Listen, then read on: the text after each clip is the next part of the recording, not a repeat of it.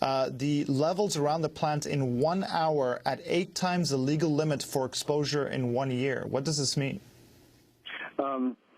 It's very difficult to determine that right now. You have to remember, with the explosions, most of the radiation detectors have been destroyed. So the New York Times is reporting that workers are picking up in 7 minutes their yearly exposure in certain areas within the plant. I studied 3 Mile Island extensively, and it's very difficult to chase one of these radioactive clouds to determine exactly where it's touching down. So numbers in the vicinity of the plant are probably too low. It's very difficult to be right at the spot where the worst exposures are occurring. So I take with almost no credence any of the numbers in the vicinity of the plant, but my experience shows that they're probably too low. What are the efforts right now to cool down the plant? Why do these explosions keep happening? This is the 3rd explosion now. Yeah, that's a great question. They will continue. I think, given that the site has been evacuated, those 800 people were not sitting around playing poker. They were all doing critical things. So if you've let 800 people go and are trying to do the work of 800 with 60 people, clearly critical items are not going to be accomplished. So the reason these things are continuing to blow is because the zirconium oxide reactions are continuing.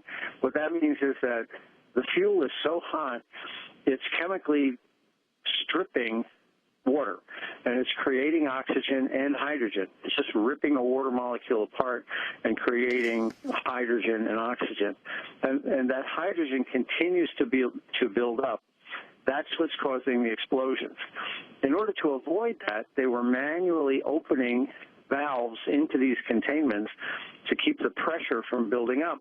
And that's one of the critical activities that these 800 employees were doing, as well as manning fire pumps and pushing water in. But I would suspect that a lot of those efforts have been abandoned because of the high radiation levels right now. How similar is the plant in Japan, the Fukushima Daiichi plant, to many of the nuclear power plants in this country? It's almost identical to 23 of them.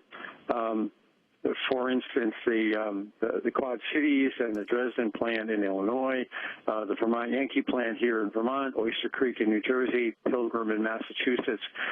It's almost identical to those and more than a dozen others. This reactor design, this containment design, has been questioned since 1972. The NRC in 1972 said we never should have licensed this containment. And in 1985, the NRC said they thought it was about a 90% chance that in a severe accident, this containment would fail.